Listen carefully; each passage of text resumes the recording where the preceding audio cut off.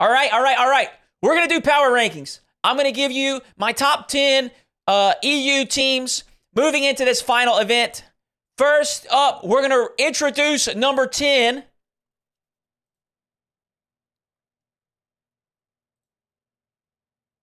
Algeria. We got Algeria in a 10 spot with no change from last week. I had them in the top 10.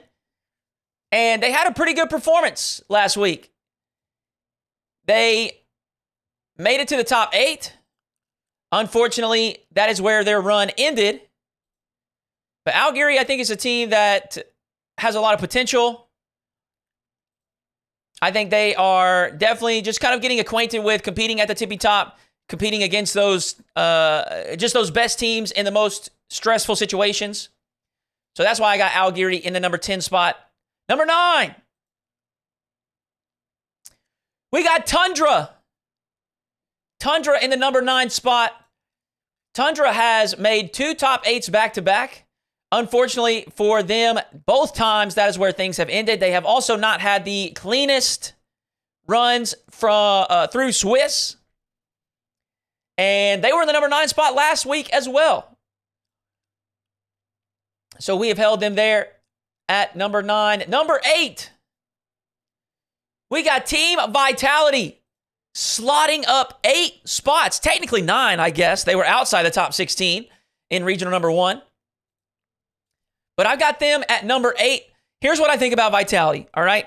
I think this performance is closer to where they should be than regional number 1. I think regional number 1 was a bit of a fluke.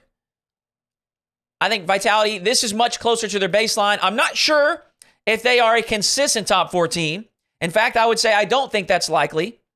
But I do think that they're going to fall somewhere between that 5 through 9 spot. I think they're going to stay right in there throughout the season. So we got Vitality in the number 8 spot. Number 7. G1. We got G1 in the number 7 spot. I think this is a team that has plenty of potential to threaten the top 5, maybe poke into the top 5 and attend a major. But they haven't been able to show it on game weekends, game day, whatever you'd like to say. They just haven't been able to make it happen. So we got G1 in the number 7 spot. Number 6. Team Liquid. Team Liquid. They have dropped a spot from the top 5 to number 6. And I'm going to tell you what I think is if they don't start performing a little bit better, they're probably going to keep dropping. I got a lot of faith in this team. In fact, at the beginning of the season, and I couldn't have been more wrong, at the beginning of the season, I thought Liquid would have like a kind of a blast-off moment. And here's why. This team got a lot of fantastic experience at the end of last season. They got that experience with no pressure on. They knew they weren't going to make Worlds. They had just rolled into the final split of the season. And they got the pop-off. They got a great experience at the International Major.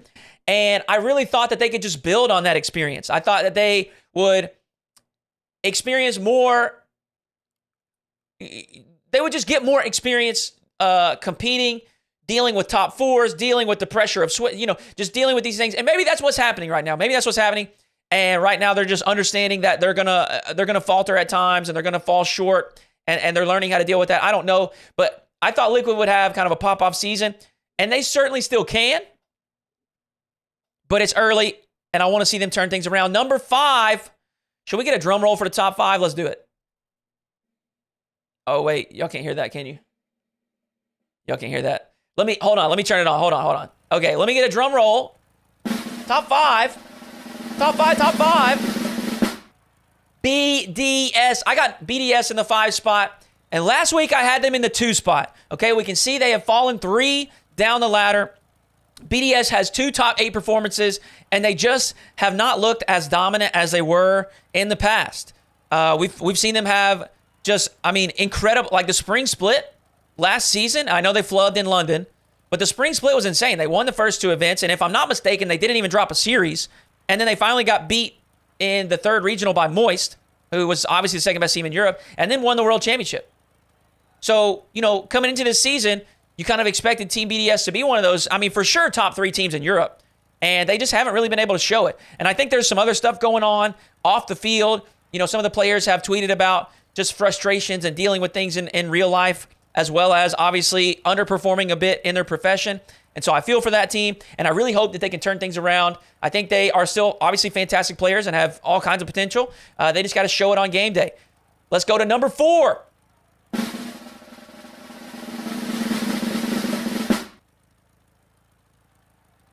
Oxygen, there it is, Oxygen. And you can see they've got one tournament win this season. They won the regional number 1. They came out guns blazing, brand new team, 3 players from 3 different squads, and they popped. And then they dropped. I mean, what the heck? Why did they? I mean, why? I don't understand. They were so good in Regional 1, and I felt like this was a team that was confidence-based, and I thought, hey, we're going to come off this regional win almost cocky, like we should be winning, and just pop. And they just didn't. They just looked shaky. They looked kind of out of sync. You know, it was not as fluid. The team chemistry didn't seem to be there. The execution wasn't there. There was definitely some big whiffs that you think are uncharacteristic for this caliber of players. And it just was not impressive. Oxygen, I got to drop them down to the 4 spot. To be honest, if Team BDS had any better performances at all, I would have had Oxygen at 5. But BDS has looked,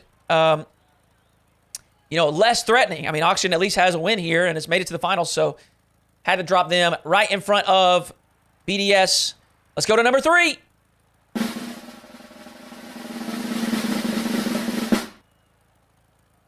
Quadrant. That's right. Up 3 spots from number 6 last week or last event. I got Quadrant number 3.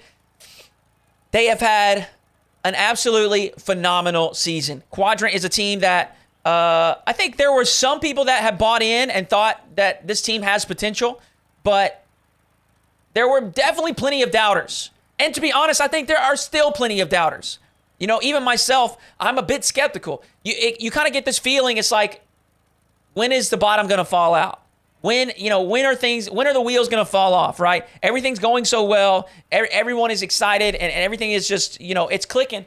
And I hope that they don't fall. I hope that they continue to do this. I hope they continue to build on this. I'm a big fan of Cash, Wave, and EXO. EXO popping off alongside these 2 teammates has been so much fun to watch. And I'm excited for a new threat. I mean, really, it's a new threat in Europe. You know, we had some of these players, BDS, Moist, KCorp. They were on some different teams, Liquid as well. And the Oxygen players were on 3 different squads. But those players have all been towards the top. Cash ascending to the top 5, that's exciting. EXO ascending to the top 5, that's exciting. So I'm excited for this Quadrant team, and I hope they can keep it up. Right now, I got them plugged in at number 3. Number 2.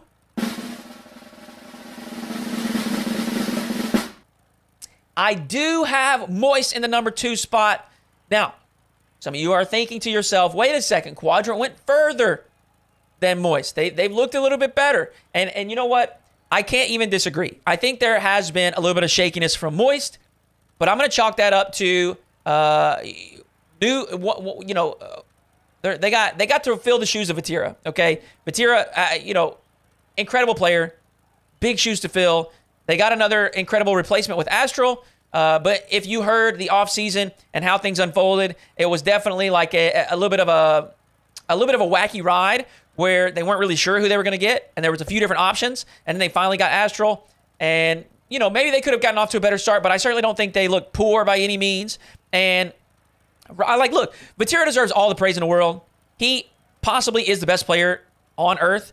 But look, Rise and Joyo are no slouches. I feel like everybody has just totally written them off like they're not going to be good. And I just don't understand where that comes from. So I got Moist in the number 2 spot. And obviously, that is going to leave the number 1 team in Europe, KCorp, possibly the best team in the world. They just really, really are. They're really so impressive.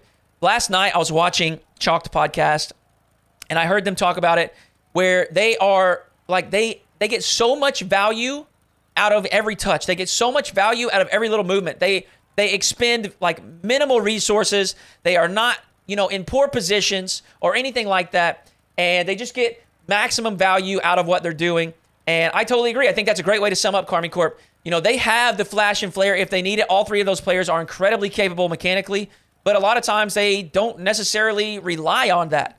They will pick you apart. They will defend very well. They're coordinated on both ends of the pitch. And KCorp, they look really impressive. We're going to see if that remains true this coming weekend. But that is my top 10. Let me know what you think down below in the comments. Or if you want to tell me how trash it is, you can always come by the stream. We do power rankings on Tuesday morning. I stream at 10 a.m. Eastern Time, twitch.tv/Hoodyhooo. Thank you for watching, and we'll catch you.